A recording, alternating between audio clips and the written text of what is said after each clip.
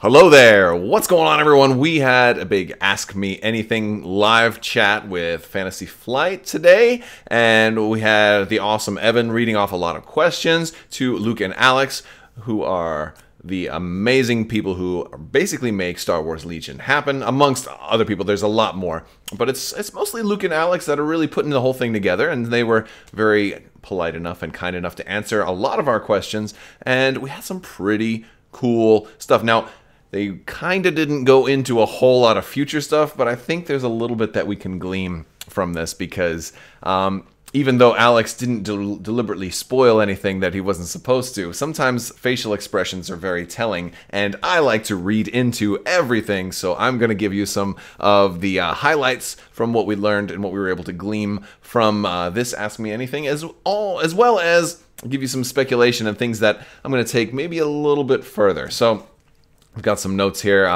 Well, one of the big things is we definitely did get the official release date for Clone Wars, the Clone Wars core set, as well as the B1s and the Clone Troopers, the Phase 1 Clone Troopers. That's going to be October 18th. So October 18th, it all starts.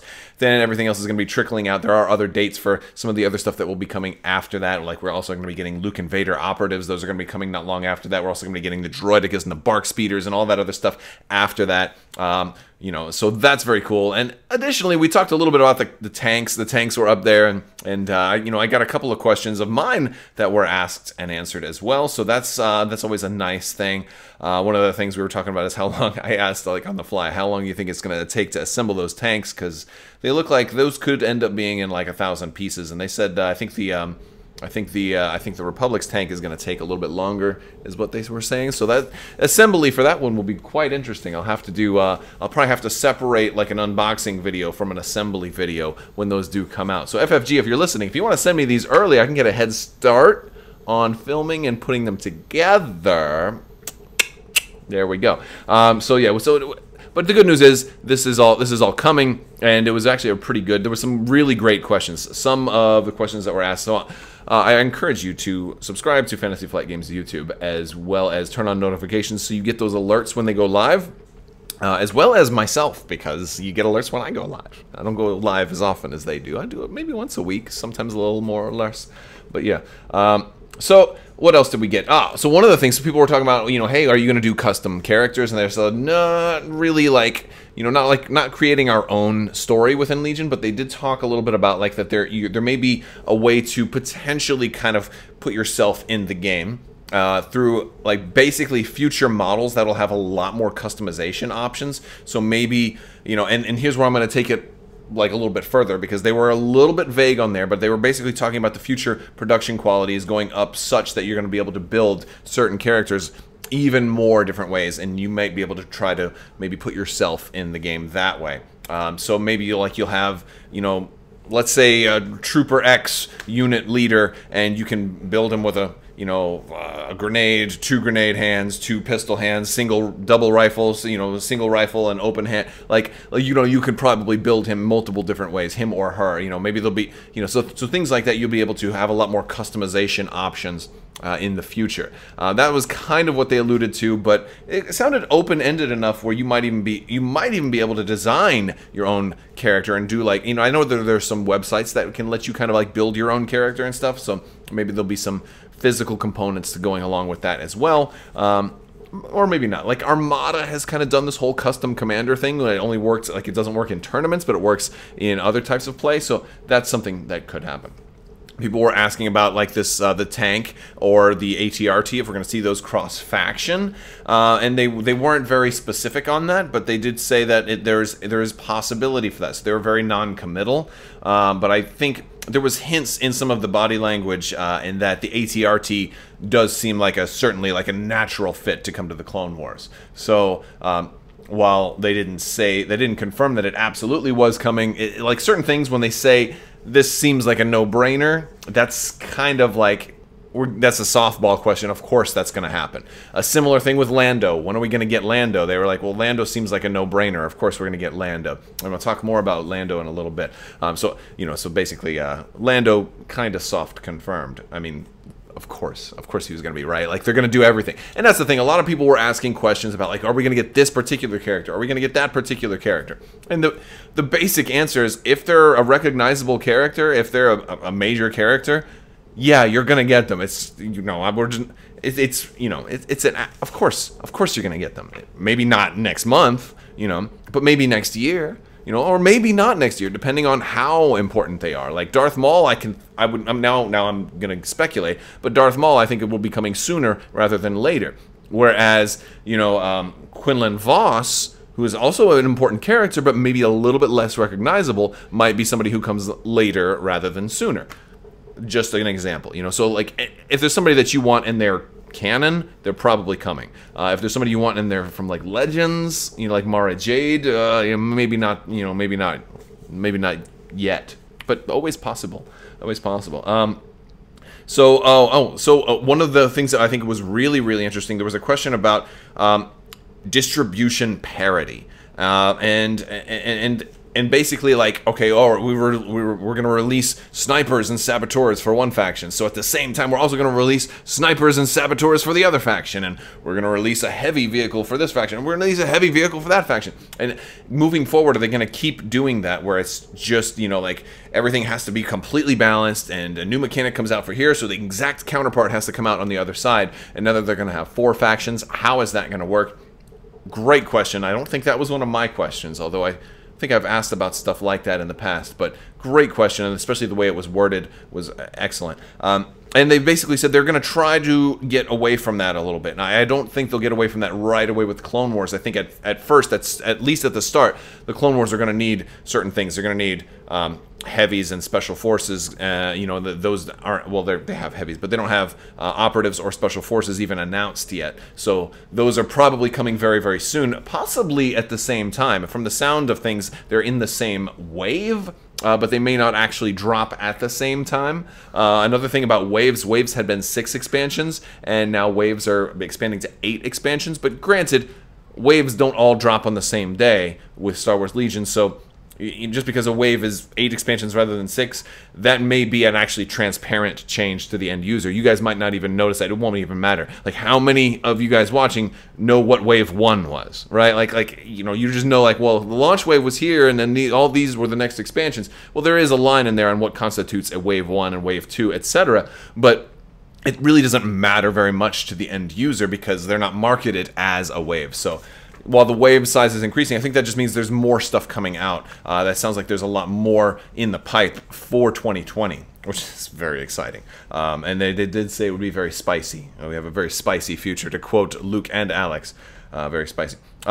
So yeah, so they're going to be moving a little bit away from the whole each faction has to get something. There may be one wave that focuses more heavily on the rebellion, or maybe one wave that focuses more heavily on the separatists, and a lot of that may be thematic rather than mechanical. So, like, maybe not everything has to deal with surge tokens for this next wave. Maybe, you know, and they hinted around that, like, something may have to do with a show or a movie, which means we might get a wave that's all stuff from The Mandalorian at some point. We may get something that's all from Rogue One. You know, like, I really think that we're going to see a Saw Gerrera and a Rogue One based wave with, like, Baze and Malbus and Chirrut Imwe and all of that sort of thing. That's my own speculation, and that's one of the things that I'm gleaming from there, because they talked about movies a lot, and there was a little expression on Alex's face when they said, or a movie, because I think he interrupted, or a movie, you know, and I think Rogue One has a, granted, they've already had a lot of content in the game, but I think we're going to see more of a Rogue One-based wave coming, especially with a sub-faction, because we talked a little bit about sub-factions, but not too much. So, for sub-factions, you know, they talked about shows or movies. They also talked about how sub-factions could change up, like, the Force organization chart, and I was like, I'm thinking, like, the Force, like, you know, like, wait, how Luke has his powers? And I'm like, no, I think that they're talking about is, like, what you're required to bring, and that might be, they still didn't reveal very much about sub-factions. But it could be that if you're going with a sub-faction, it may, amongst other things, maybe you'll get certain bonuses, like if you only go with, you know, Saw's partisans, even though they're rebels, if you only build that sub-faction, maybe you get some kind of bonus.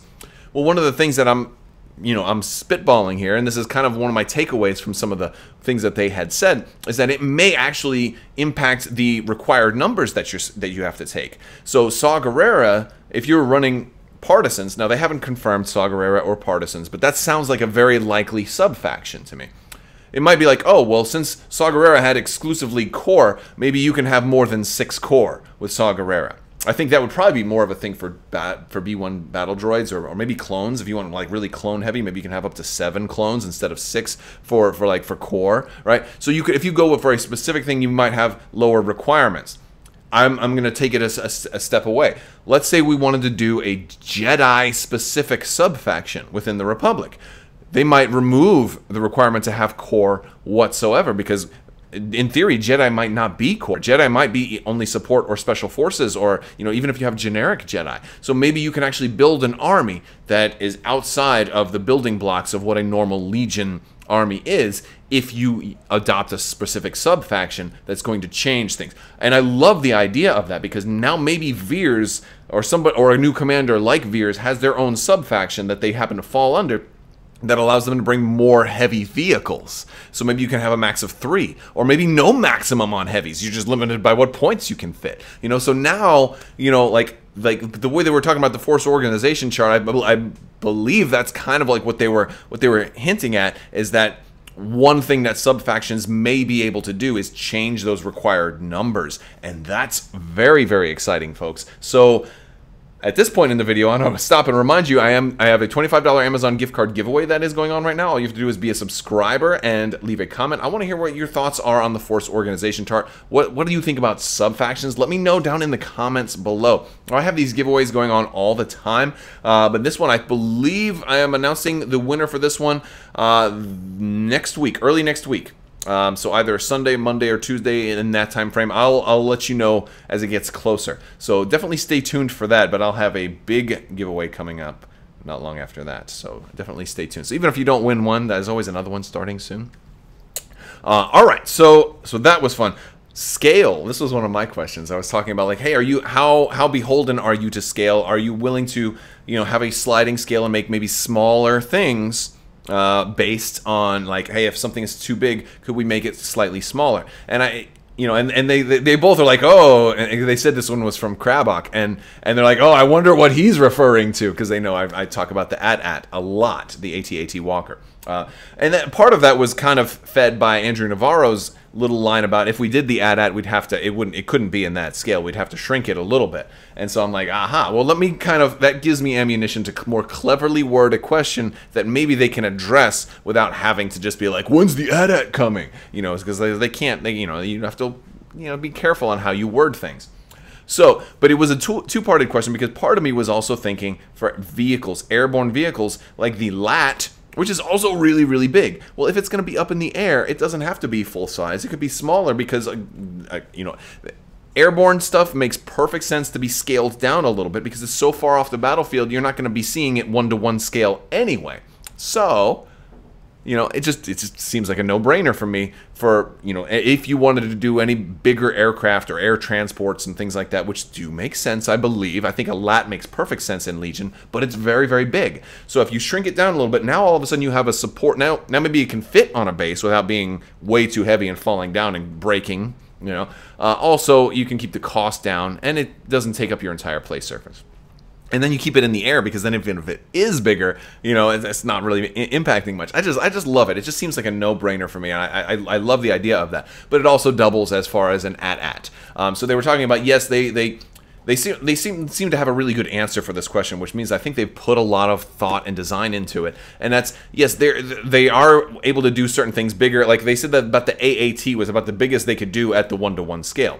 But what they weren't going to do is they weren't going to just make everything piecemeal and just, let's just shrink this one down to here and shrink this one down to there. They would probably try to come up with a certain scale for everything beyond a certain now. So in other words, X-Wing did this with its epic ships. Like, they had everything like at a certain scale, but then when the huge ships came out, they did those at a different scale that wasn't too far off, but it was about like 60% the scale that they were working at. So they shrunk them down to a certain point. But this way, everything else they did in that shrunken scale would also be, at least in scale with each other. So if they do, in theory, if they do the AT-AT and they do the ATTE walker from the Clone Wars. I think I'm getting my terminology right. I might, you know, I have a lot to talk about, so there's a lot of fireflies up in my head right now. But basically, if they do all of these big vehicles to scale and they shrink them 60%, such that they'll still look all right on the table. They'll still look, I mean, they'll look awesome on the table. All right, you know, that's, what am I saying? They'll look amazing on the table. Like the Wizards of the Coast, you know, is not exactly to scale, but it still looks good, right? And that's a big old walker. So if they do something like this and they shrink them down to a certain scale, as long as they're all shrunk down to that same scale, all the big things, then it'll look appropriately. Another one is like the Separatists, that droid carrier that they come in at the beginning of one, and they and all the droids like stand up. You know, that thing would be a little bit too big, because that's even bigger than that AAT tank. So if you shrink that down a little bit, you can at least use it as a, you know, a troop deployment vehicle or something like that. So there's all kinds of big vehicles that they can do. But they also said at a certain point, something's going to be too big, we're just not going to be able to do it.